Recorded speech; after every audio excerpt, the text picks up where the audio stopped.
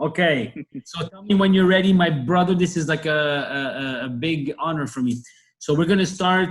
Yeah, you look. You're editing, so you know when to start it, right? The So honor is all mine. Thank you for absolutely. So we're gonna start our up close and personal. This week is someone, in my eyes, a very integral and very important part of the Spanish and Portuguese, and the reason why we're zooming today.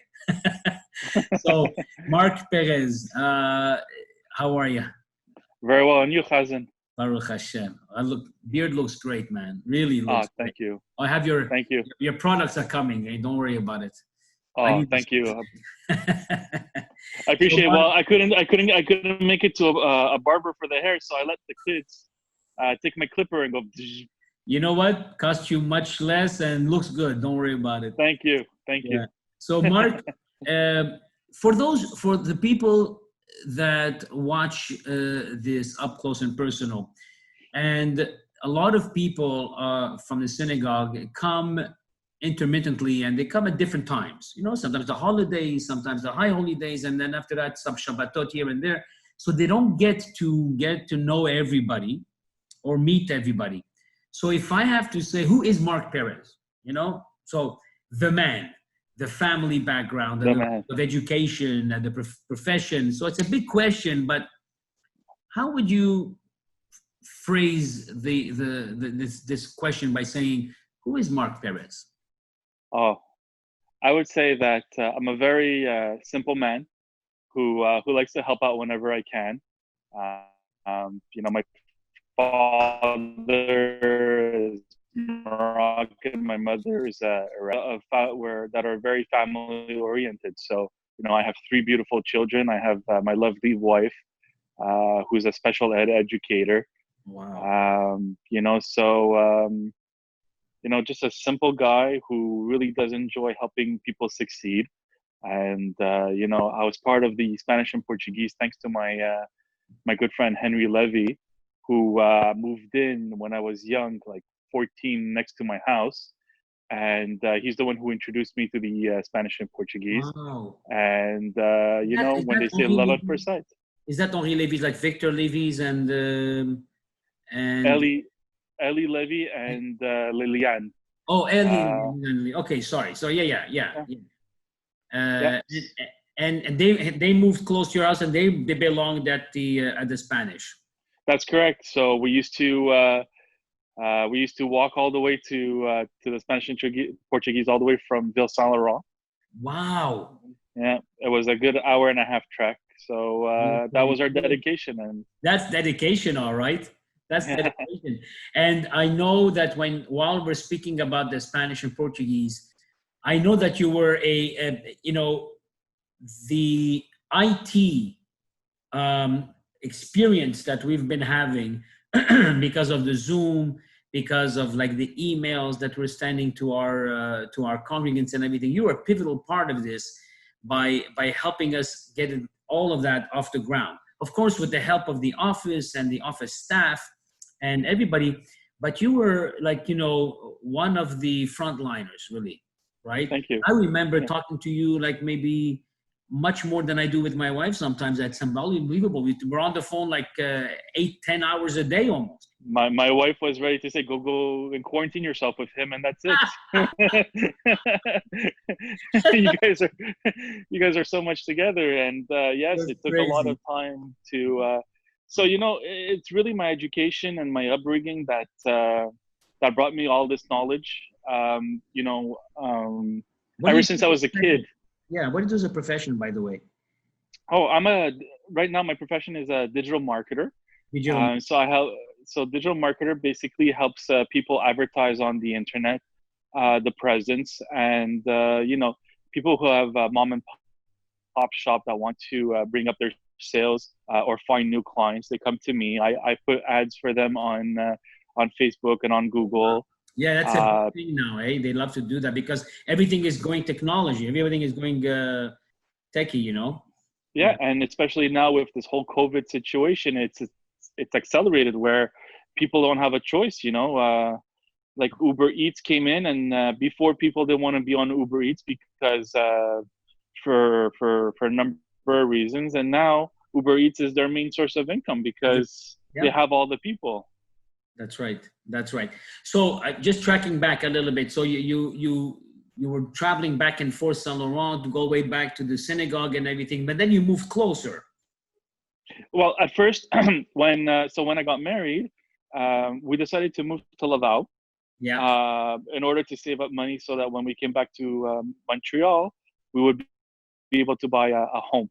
And unfortunately, the prices and everything went up exponentially. So even with that savvy plan, we weren't able to. So we rented a coincidentally, we were looking for an apartment, and we found one that's right in front of the Y and the new school, the Herzliya school. Yeah, it's perfect position. Perfect. Perfect. Perfect. So we literally all we have to do is cross the middle pathway that leads to between the two buildings, and I'm at the Spanish in 2 blocks. Amazing. Fantastic. I've seen it. I've seen, I mean, I passed by your house and I dropped off something at your house. And I said to myself, can you imagine? I don't have to wake up like an hour before to walk, to go to synagogue and to get ready. I just have to roll over and go to synagogue. That's exactly it. It's a great location. It's a great location. Who you are married, you said, and Yes. Who are you? What? Give me a little bit of the image of your family. All right, pop quiz. I love this. So my wife is Tara Clean, Tara Clean, and I have 3 children, 3 girls with Miriam. And my wife and I were so into the spirituality of Judaism that we named our second one Rebecca. So that's Rebbekah in honor of the great Rebbe. Oh my goodness! Wow, I didn't know that. Yeah. So when people see her name written out, they say Rebbe. So you guys snuck in the Rebbe's name in his honor. So you're talking about the Lubavitcher Rebbe. That's correct. Wow, that's amazing, Rebecca. Okay. Rebecca, exactly. Very and the last one, the name suits her so well because she is really a ray of sunshine. It's Keren. Oh. So her smile puts daylight to shame. Oh, that's beautiful. Whoa, that was good. That was good. And I see that you're wearing the pin, Yes. the Spanish and Portuguese coat of arms. That's correct. To put that on, I mean, we put it with pride. I'm sorry I didn't put it on today because I just got in. I took off changed so I can get to that meeting. We all appreciate it. Yeah, right. So what I wanted to say is this: you better than a lot, you most of all. I mean, a lot of like people your age. Talking about when I say you, I mean people your age. What do we do? And this is a question that a lot of people grapple with. How do we bring back that feeling of the synagogue being the center of your family life? In a sense, like your family becomes, and the synagogue is in that circle. And right now, it seems to me that a lot of the synagogues and religious institutions or organized religion, for that sense, for that matter, has become secondary and in the back burner, in the background. When you need them, they're there. When you don't need them, you don't want them. So I know that you worked and trying to get the Super Bowl going and, watching it, and people came over and it was great. We had fun, we ate, and you really had to put yourself out there. You brought your kids, you get your kids involved. And I did that when my kids were young. Now that they're older, it's like pulling teeth trying to get them into the synagogue, but they get there. But what's your thought about it? I mean, what are your thoughts about trying to reintegrate the young people back into the synagogue fold? I think it was part of the Super Bowl was basically to start new traditions that are not always secular. People do enjoy coming to the synagogue for the religious services and stuff like that. But within the kids, we have to reach out to them and we have to speak their language. And that was the whole initiative with creating the Facebook and the YouTube channel and stuff like that. It's basically to show them what our message is, and that we're more than just a religious institution that's just there for prayers and stuff like that. And I asked myself, what can, like, if I wanted to have fun and with friends and stuff like that, what would I do? And the Super Bowl is something that I love doing with my friends. I love cooking. The whole thing was supposed to be a big project where the kids would come in and cook the food, and volunteers would come in and cook their own chicken wings, and we'd be doing the French fries and stuff like that.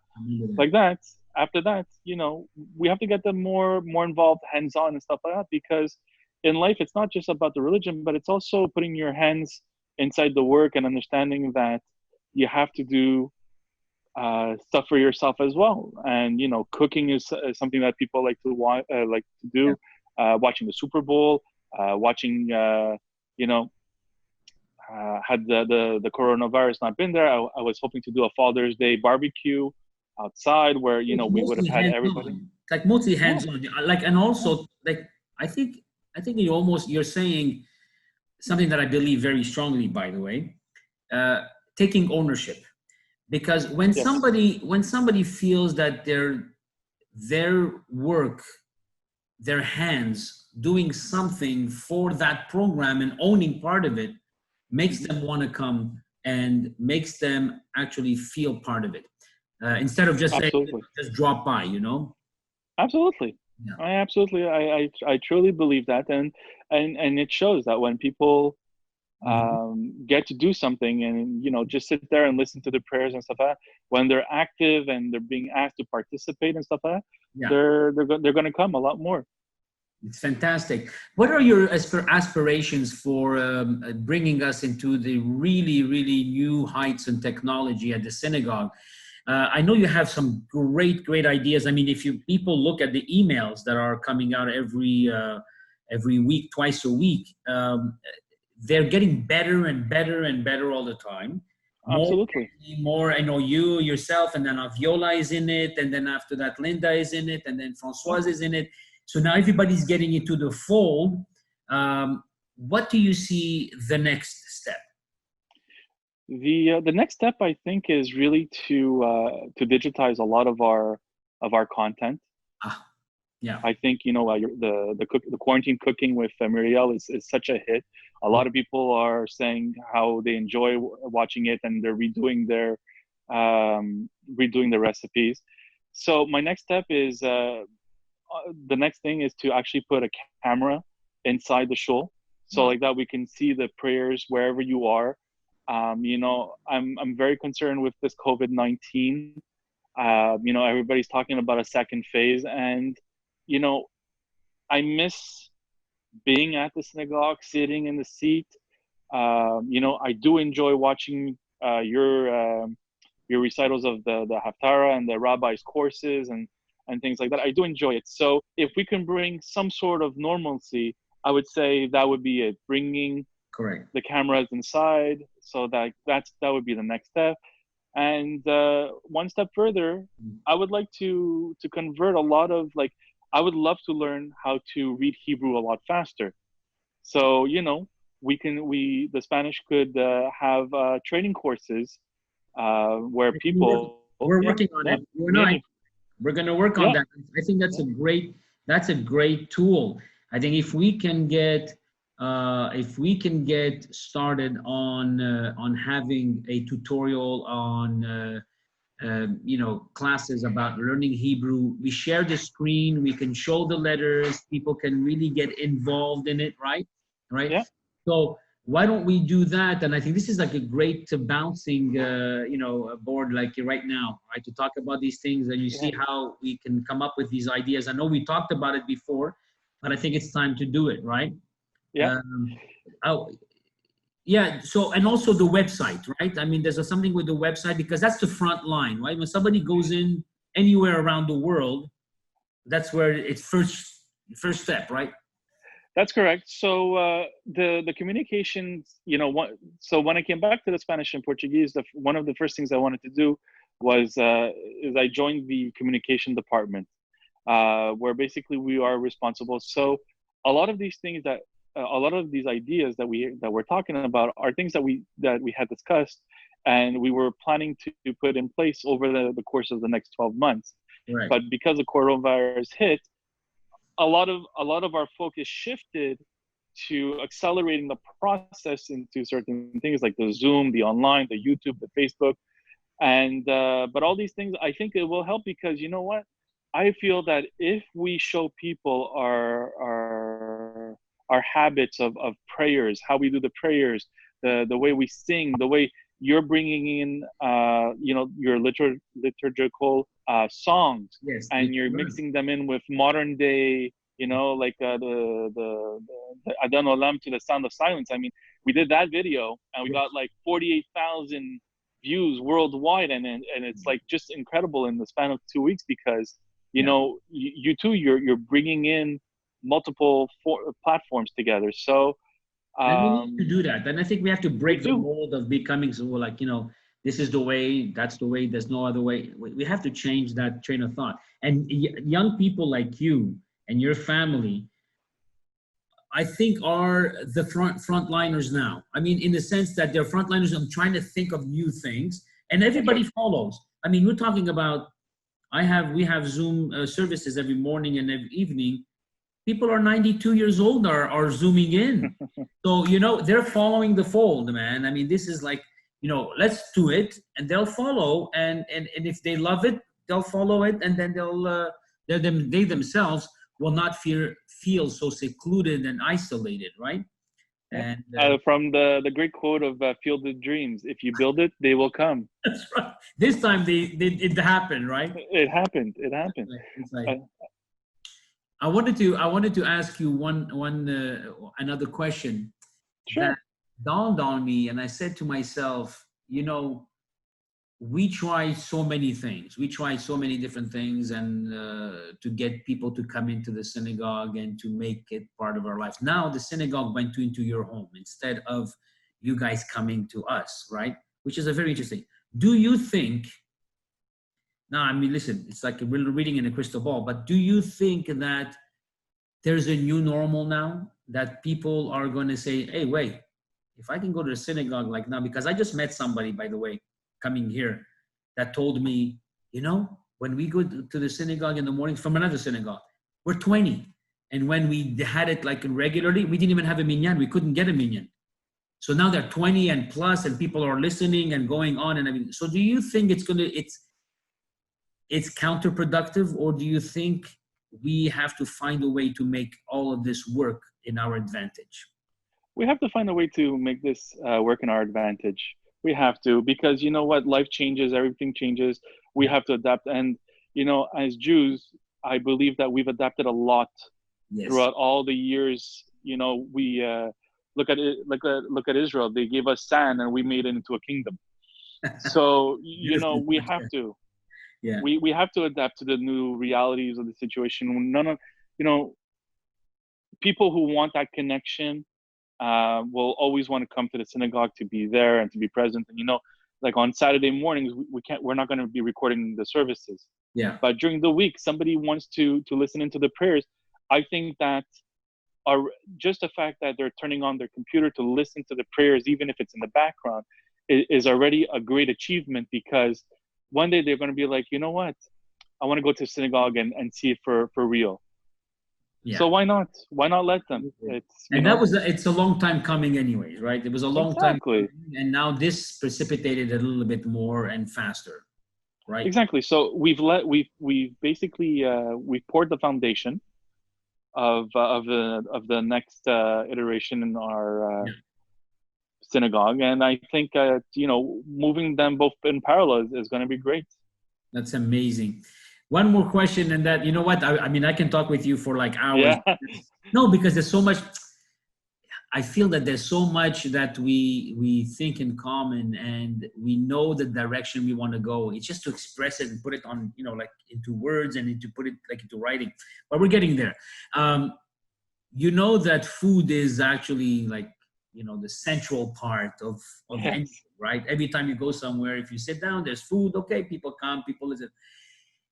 we have a challenge because when we start back again, and hopefully I think it's going to be on July the 4th is going to be the first Shabbat we go back, everything is going to be quite different again, and we're limited to X amount of people, and there's a social distancing.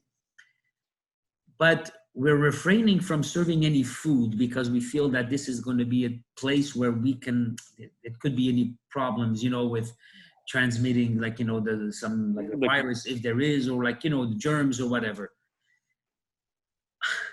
The first thing that popped into my mind, would you come to the synagogue knowing that there's no kiddush? There's no kiddush, there's no food being served. You're not just that come to pray and that's it and get out. I mean, I have my thoughts about it. What are yours? Well, don't put you on the spot here. Come on. Well, no, honestly, I would go to the synagogue because for me, the number one thing that's really important is the religious aspect of it. Spirituality. And the spirituality of it, to listen, to care, I remember one of the last things that I did before the whole coronavirus was the previous Shabbat was to carry the Torah around. Wow. That's powerful. So it is. And, and everybody is always grateful. You take your time, you walk slowly, we come, they put their hands on it and stuff like that. So That's it. I would come for I always come for the experience. I always consider the food the bonus. Yeah. Actually, Mark, you're right. It's a bonus, but it's also a very beautiful way of socializing and getting there and sitting down, talking to people, eating and everything. And it's going to be the new normal for a while, and hopefully we'll get back to it one day. But I just feel that you hit it right on the nail, the nail on the head by saying spirituality, because once you nourish your spiritual soul, yep, the food will come. The food will come. So, I don't know how to thank you because, if we're on technology right now and on Zoom, it's because of you, because I never knew about Zoom and I never knew about all these IT stuff. And I still call you when I have problems. And by the way, you're always welcome. Those 2 o'clock phone calls are always appreciated. No problem. You mean 2 a.m., right? Well, I just want to say one thing. I don't care if it's publicity or not, but what's the name of your company? And I think it's very important for people. Sometimes they're looking for somebody, number one. And number two, if they know someone that can refer them, and right now I'm referring you because I know of all the work you've done for us, and it's been so on the spot, really, and really, really high tech. If somebody wants to contact you, I'm going to ask you to send me your information, of course, because I would like a picture and you and your family and you by yourself and a bio. And in that bio, I would love if you put your contact information. People can have questions. I'm talking about questions because of the new norm, and also because they've been looking for someone to help them out. So, absolutely, it would be great. So, thank you. Well, my company name is actually called Mr. Perez Inc. Mr. Perez Inc. So I created that because every time they had a question, how do I set my VCR? They said, well, Mr. Perez knows how, so call him. So I just said, you know what? I'm going to call myself Mr. Perez Inc. because I really do put myself into the business. It's my values. It's really who I am. And I said, you know what? With all the other companies that I work for, where they always put profit first, I always put business and people first. So beautiful. Mr. Perez Inc. Mr. Perez Inc. You're going to hear about that. It's a beautiful, beautiful way of ending our conversation by saying thank you so much for all that you do for the synagogue and for your family and for all the families and all the people that are looking and at our emails and at our stuff going on. You and our team are amazing. I want to thank you from the bottom of my heart, and I'll see you in Shul soon, my friend. Shul, Baruch Hashem. I can't wait. Hashem, Bezat Hashem. Take care, Mark. God bless you. I'll be sending you the Zoom to edit, okay? All right. Thank you. Bye. Oh, my man. God bless you. Ciao. Bye.